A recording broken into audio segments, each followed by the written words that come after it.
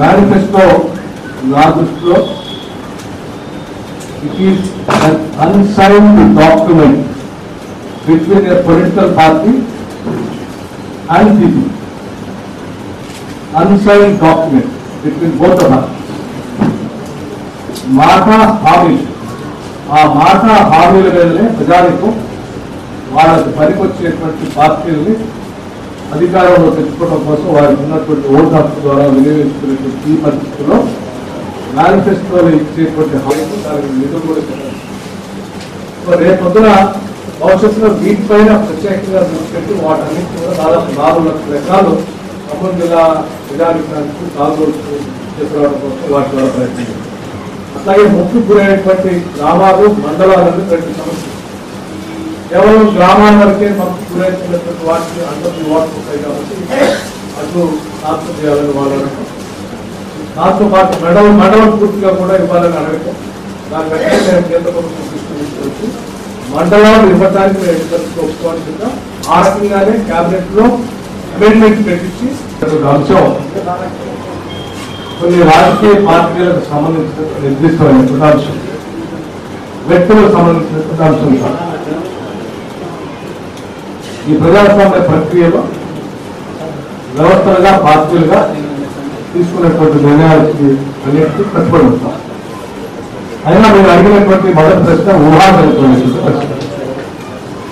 పొత్తు ఉంటుందా, ఉండదా, ఉంటే ఎవరికి పోతుంది, ఎవరు ఉంటారు, ఎవరు బయటకు వెళ్తారు అనేది ఊహాజనితం. దానికి సంబంధించి కొద్దిగా మనం ఆందోళన ప్రదర్శిస్తున్నాం. 2, మదిలి నియోజకవర్గం నుంచి శాసనసభ్యులుగా ఉన్నటువంటి వ్యక్తిని జిల్లా మొత్తం మీద మీ ప్రభావం ప్రస్తుతంగా మీరు మదిలికే పరిమితం అవుతున్నారు. నేను ప్రజాస్వామ్య వ్యవస్థని పూర్తిగా నమ్మేటువంటి వ్యక్తి. ప్రతి అసెంబ్లీ నియోజకవర్గంలో మా పార్టీకి సంబంధించిన వ్యక్తులు శాసనసభకు సంబంధించి ఆయా నియోజకవర్గాల్లో పోటీ చేయగలిగినటువంటి నాయకులు ఆయా నియోజకవర్గానికి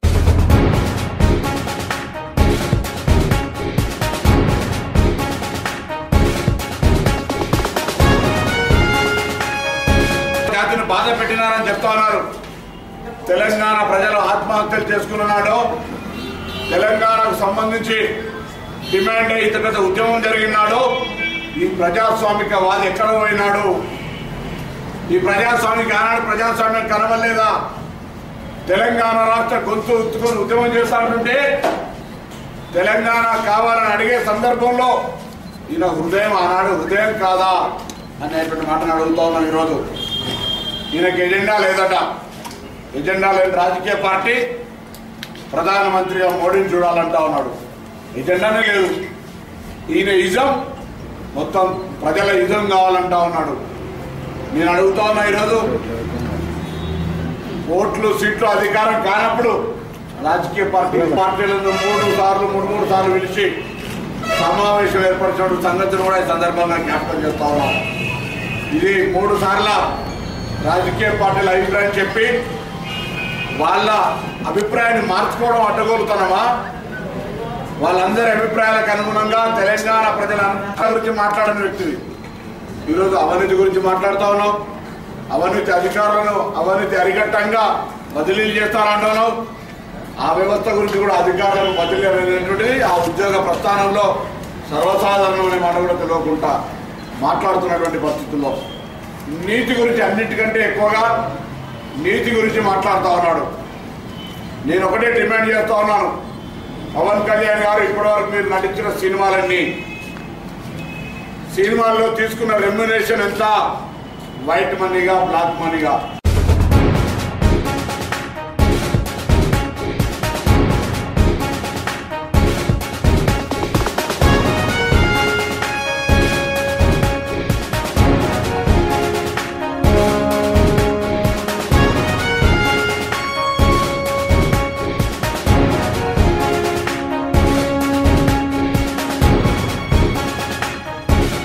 రాజశేఖర రెడ్డి గారు ఆ రోజు 65,000 కోట్ల రూపాయలు దేశమంతా రుణాల మాఫీ చేస్తే మన రాష్ట్రంలో 12,000 కోట్ల రూపాయలు మన రాష్ట్రంలో రుణాల మాఫీ జరిగింది. ఆ రోజు రుణాల మాఫీ జరిగితే ఈ రోజు 1,05,000 కోట్ల రూపాయలు రైతుల రుణాలు ఉన్నాయి ఇవ్వాలి. మరి డాక్టర్ రుణాలు 20,000 కోట్ల రూపాయలు డాక్టర్ మహిళలు ఉన్నాయి. ఇవన్నీ కూడా మాఫీ చేస్తామని చెప్పి చెప్తా ఉన్నాడు. విభజన జరిగిన సందర్భంలో 1,40,000 కోట్లకు 1,30,000 కోట్ల కంటే బడ్జెట్ ఉండదు.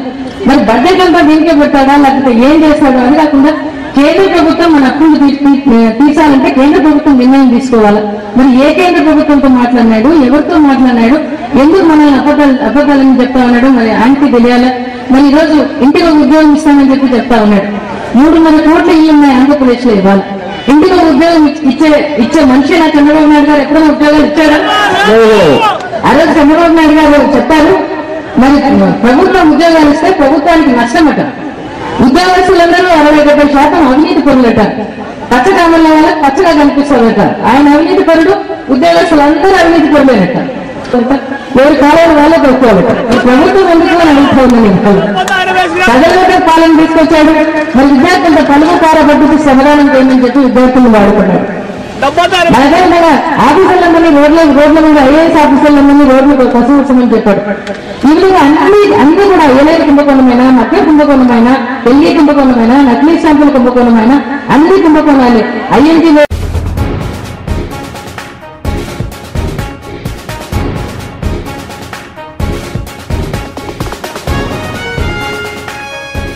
ఒక ఓటును కూడా తీసేయడానికి అధికారం లేదు. ఈఆర్ఓ అంటే ఎలక్ట్రల్ రేంజ్ కూడా ఫామ్ 6 తీసుకుని మళ్ళీ వెరిఫై చేసి మళ్ళీ ఓటర్ తెప్పించే ప్రయత్నం చేశాము. అది మనకి 30వ తేదీ వరకు కూడా ఇంకా ఎవరైనా లేని వాళ్ళు ఉంటే అప్లై చేసుకోవచ్చు. మేము 9వ తేదీన 16వ తేదీన 2 సార్లు ప్రత్యేకమైనటువంటి బూత్ లెవెల్ ఓటు క్లెయిమ్స్ తీసుకుని ఏర్పాటు చేశాము. ఈ రౌండ్ లో మేము ఎన్నికల షెడ్యూల్ అనౌన్స్ అయిన తర్వాత నుంచి ఈ రోజు వరకు 94,000 డిలీట్ చేయడం లేదు.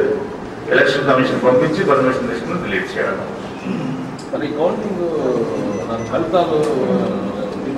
ఒక టేబుల్ మీద ఒక వార్డు జరుగుతుంది.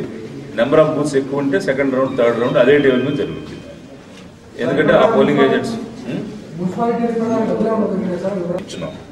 సో దానికి నేను ఎస్పీ గారితో కూడా డిస్కస్ చేస్తే వాళ్ళు చెప్పింది ఏంటంటే కొంత బ్యాంక్ రిలేటెడ్ మనీ, కొన్ని టోల్ ప్లాజా వాళ్ళ మనీ అవన్నీ కూడా క్యారీ చేస్తుంటే అవన్నీ పట్టుకోవడం జరిగింది. అందుకనే ఆ అమౌంట్ ప్రాపర్ రికార్డు ఉన్నందుకు మళ్ళీ తిరిగి వదిలేసామని చెప్పాడు.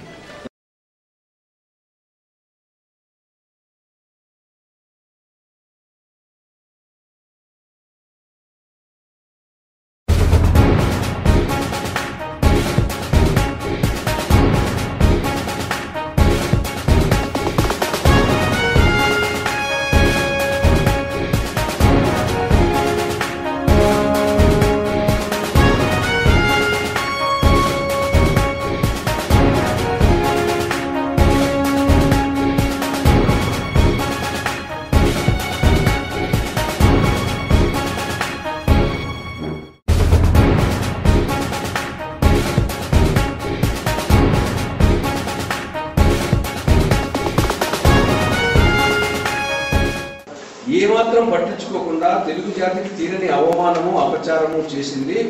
ఆ బాధతో ఒక కాంగ్రెస్ పార్టీని వీడారు. ఇది కరెక్ట్, అంతవరకు బ్రహ్మాండంగా ఉంది. దాని తర్వాత మీరు చేసే పనే నిజంగా మీరు సమైక్యాంధ్ర కోసం ఇంత బాధపడి కాంగ్రెస్ ను వీడాక మీరు దేంట్లోకి రావాలా? జై సమైక్యాంధ్ర పార్టీలోకి రావాలా? మీరు ఆ ఇష్యూ కోసం అయితే పోనీలే, జై సమైక్యాంధ్ర పార్టీకి రాలేదు, ఇక్కడ కూర్చోండి, ఓట్లు ఎదుర్కోవడానికి రాలేదు. ఏ రాజకీయాలైతే బతకలేరా? నిజంగా మీరు వాదం కోసం అయితే సమైక్యాంధ్ర పార్టీ వచ్చింది రండి, లేదు నన్ను వచ్చేసి ఇంటికాడ కూర్చోండి. అలా కాకుంటే ఈరోజు కాంగ్రెస్ పార్టీ కంటే ఎక్కువ ద్రోహం చేసింది తెలుగుదేశం పార్టీ. ఏది? తెలుగు జాతికి. వీళ్ళేమో కాంగ్రెస్ వర్కింగ్ కమిటీ నిర్ణయం తీసుకున్నది 2019 లేఖిచ్చాడు పగలగొట్టు అని చెప్పేసి తెలుగు జాతిని. 2012 డిసెంబర్ 27న లెటర్ ఇచ్చాడు షిండే గారికి. అంటే కాంగ్రెస్ వర్కింగ్ కమిటీ నిర్ణయానికంటే ముందే 2 సార్లు లేఖించాడు. రాజస్థా రాయలసీమని తెలుగు జాతిని విడగొట్టుకోని చెప్పేసి 2 సార్లు లేఖలు ఇచ్చాడు ఈయన పెద్దబాబు, చంద్రబాబు, జాముల బాబు. కాబట్టి కాంగ్రెస్ పార్టీ ద్రోహం చేసిందని పార్టీ వచ్చినవి, అంతకంటే ఎక్కువ ద్రోహం చేసినటువంటి తెలుగు జాతి చేసినట్టు తెలుగుదేశం పార్టీకి ఏ విధంగా పోతారు? దీనికి ఏమి సమాధానం చెప్తారు? మీ అంతరాత్మకైనా మీరు సమాధానం చెప్పగలరా? ఆత్మ ద్రోహం చేసుకుంటున్నారు, ఆత్మ వంచన చేసుకుంటున్నారు, ఆత్మహత్య చేసుకుంటున్నారు, రాజకీయ ఆత్మహత్య.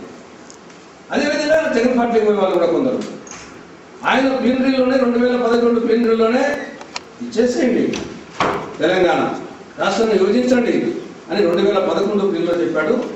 2012 డిసెంబర్ 8న షిండేకి చెప్పాడు. దాని తర్వాత ప్రజల్లో వచ్చినటువంటి ఆ విప్లవాన్ని చూసి సమన్యాయం అన్నారు. ఆడికి సాటిస్ఫై కాదు ప్రజలు, అప్పుడు సమైక్యవాదం. కాబట్టి గోడ మీద పిల్లి గోపి ఆట ఆడింది జగన్ పార్టీ. గోపి ఆట, గోడ మీద పిల్లి ఆట, ఊబే ఆట, ఊసరి వెళ్ళి ఆట. ఖచ్చితంగా ప్రజలు అంటున్నారు జగన్మోహన్ రెడ్డి సమైక్యవాద ముసుగులో ఉన్నటువంటి విభజనవాది, మేకవన్నీ పులి అంటే ప్రజలు అంటున్నారు. అటువంటి పార్టీలకి ఎట్లా పోతారు? మీరు నిజంగా సమైక్యవాదులే అయితే, తెలుగు జాతి క్షేమాన్ని కోరే వాళ్ళే అయితే, పోనీ అడ్మినిస్ట్రేటర్గా చూస్తామా? వీళ్ళ ముగ్గురిని పోల్చుకోండి, కిరణ్ కుమార్ రెడ్డి, చంద్రబాబు నాయుడు, జగన్మోహన్ రెడ్డి. ఏకీ అని అప్పులకు పోకుండా ఉన్న సంవత్సరం రోజు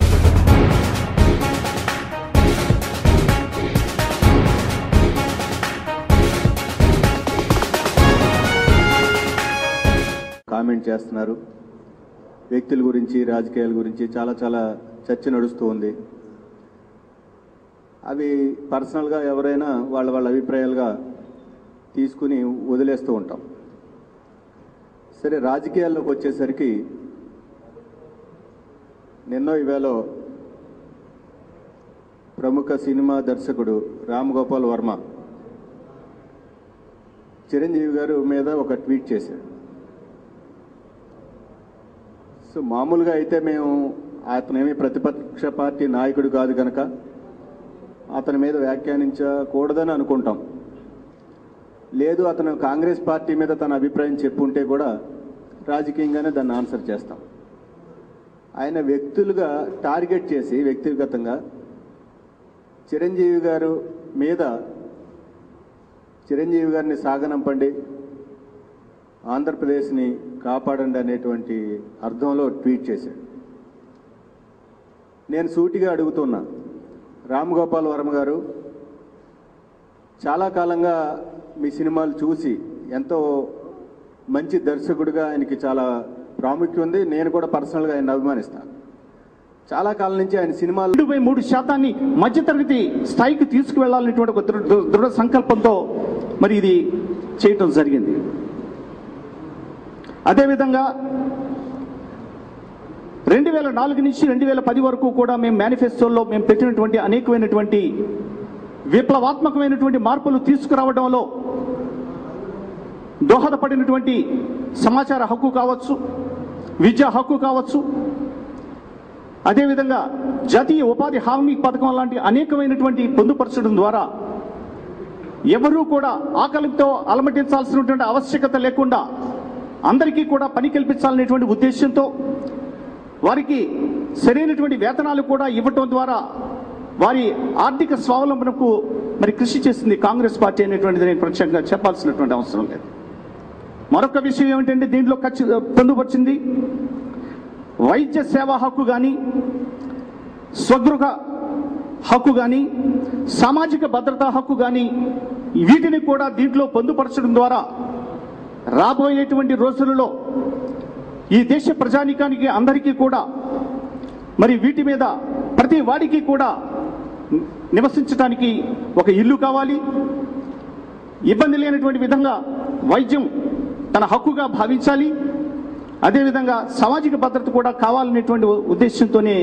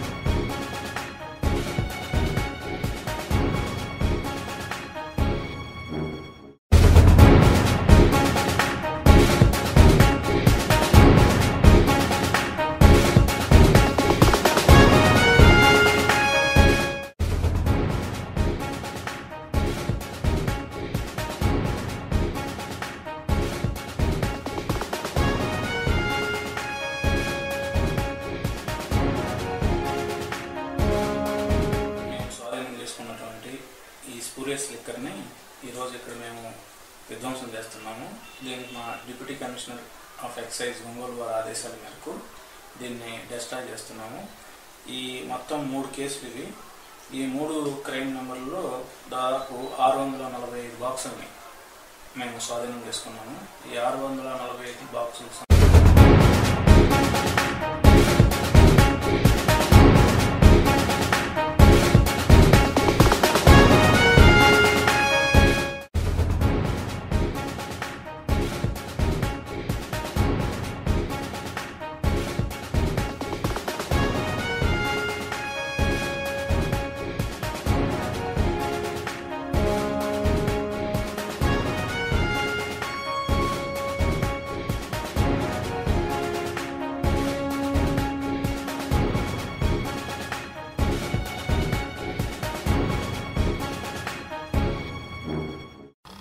పటాన్చెరు నియోజకవర్గానికి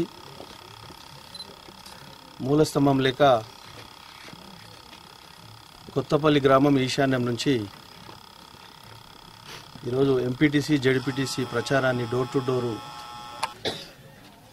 నేను, అనిల్ కుమార్ గారు, అలాగే జెడ్పీటీసీ సభ్యుడు వెంకటేష్ గారు, యువకులు అందరం కలిసి డోర్ టు డోరు టీఆర్ఎస్ తరఫున బలపరిచిన క్యాండిడేట్ల తరఫున మేము ప్రచారం చేయడం జరిగింది.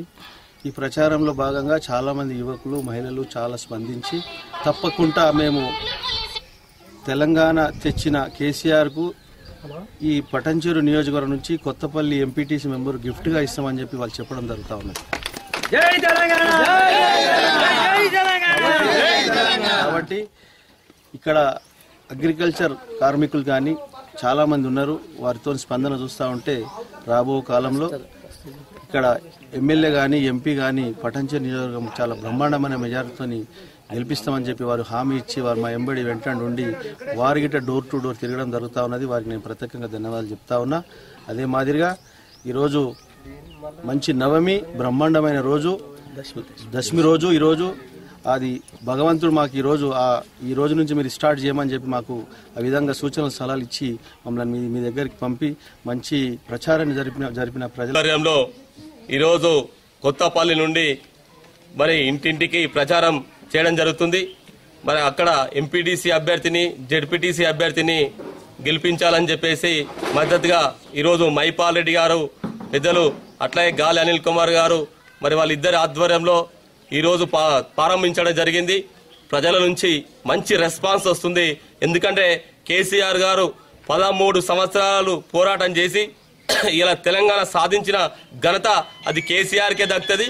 కేసీఆర్ గారి ఆధ్వర్యంలోనే తెలంగాణ రాష్ట్రం బంగారు తెలంగాణ భవిష్యత్తు ఉంది. కాబట్టి రేపు రాబోయే తరాలకు కేసీఆర్ లాంటి నాయకుడు కావాలని చెప్పేసి ప్రతి ఒక్కరు కూడా అడుగుతున్నారు. మరి అదే విధంగా ఈరోజు కారు గుర్తు కేయడానికి ప్రజలందరూ కూడా సిద్ధంగా ఉన్నారు. జిన్నారం మండలంలో 26 ఎంపీటీసీలను, జడ్పీటీసీని భారీ మెజార్టీతో గెలిపించి కేసీఆర్ గారికి బహుమతిగా ఇవ్వడానికి ఈరోజు తెలంగాణ ప్రజలు సిద్ధంగా ఉన్నారని తెలియజేస్తూ మరి ఉద్యమంలో ప్రాణాలను సైతం లెక్క చేయకుండా పోరాటం చేసిన అమరవీరుల సాక్షిగా తెలంగాణ సాధించిన ఘనత ఈరోజు తెలంగాణ రాష్ట్ర సమితిది. ప్రజలను కోరుకుంటున్నాం, తెలంగాణ రాష్ట్ర సమితికి ఎందుకు ఓటేయాలో ఒకసారి ఆలోచించండి. కేసీఆర్ గారు ఒక విజన్ పెట్టుకొని ఆ విజన్ ను ముందుకు తీసుకెళ్లడానికి ప్లాన్ చేయడం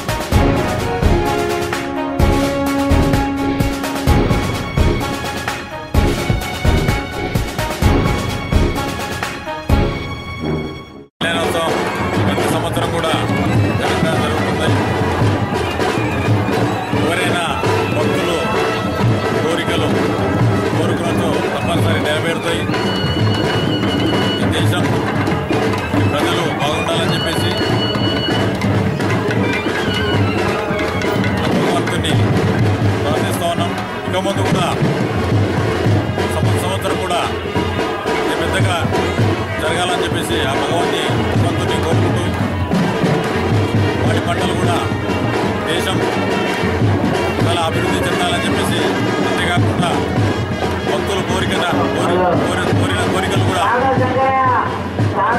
దేవాలయంలో నవాహ్నిక బ్రహ్మోత్సవాల్లో భాగంగా 7వ రోజైన ఈరోజు స్వామివారి కళ్యాణం బ్రహ్మాండంగా జరిగింది. రథోత్సవం ఉంది. భక్తులు విశేష సంఖ్యలో వచ్చేసి స్వామివారి కృపకు పాత్రలు కాగలరని మనం. ఎట్లాంటి ఏర్పాట్లు చేస్తారు? భక్తులకు వాటర్ ఫెసిలిటీస్ అన్నీ ఏర్పాటు చేశాము. అదేవిధంగా ఉండటానికి రూమ్ సౌకర్యం ఉంది. ప్లస్ మన మెడికల్ డిపార్ట్మెంట్ వాళ్ళు కూడా వాళ్ళ తోడ్పాటుతో వాళ్ళది కూడా క్యాంపెయిన్ ఏర్పాటు చేశాము. వాళ్ళకి భక్తులకు ఎటువంటి ఇబ్బంది లేకుండా అన్ని రకాల ఏర్పాట్లు